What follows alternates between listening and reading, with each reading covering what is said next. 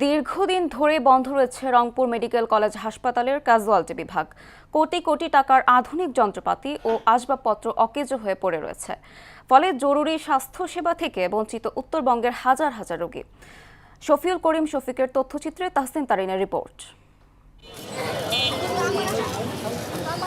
রংপুর বিভাগের প্রধান সরকারি চিকিৎসা কেন্দ্র হিসেবে পরিচিত রংপুর মেডিকেল কলেজ হাসপাতাল, যা উত্তরবঙ্গের ৮ জেলার প্রায় ২ কোটি মানুষের ভরসাস্থলে পরিণত হয়েছে। হাসপাতালের জরুরি বিভাগের পাশেই আছে ১৭ শয্যার ক্যাজুয়ালিটি বিভাগ।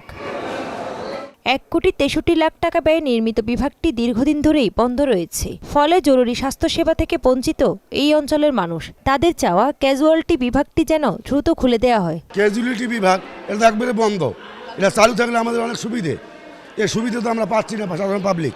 এত টাকা খরচ করি, লাভটা কি? তাহলে আমাদের উপরে নিয়ে আসার জন্য এত কষ্ট করে থাকা লাগছিল না। ক্যাজুয়ালিটি বিভাগ যদি চালু থাকতো তাহলে আমরা তাড়াতাড়ি সেবাটা পাইতাম।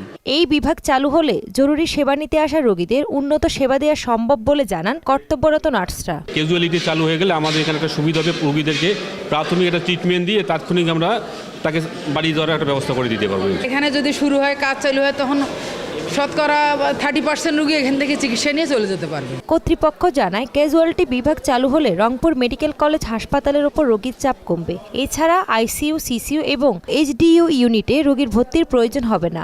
স্পেশালিস্ট সেবাগুলো এখানে প্রথমে রোগীরা পাবে। এই জন্য এই ওয়ার্ডটি, যেটি আমাদের এখানে 20 বেডের করার প্ল্যান করা আছে, সেটি পূর্ণভাবে চালু করতে গেলে ওরকম দক্ষ ডাক্তার লাগবে, যার সংখ্যা প্রায় হবে 14 জনের মতো।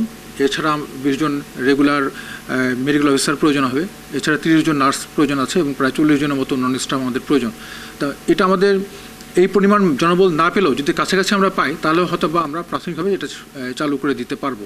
সরকারের পক্ষ থেকে দ্রুত ব্যবস্থা গ্রহণ না করলে মূল্যবান যন্ত্রপাতি নষ্ট হয়ে যাবে। অন্যদিকে দ্রুত সেবা থেকে বঞ্চিত হবেন এই অঞ্চলের মানুষ।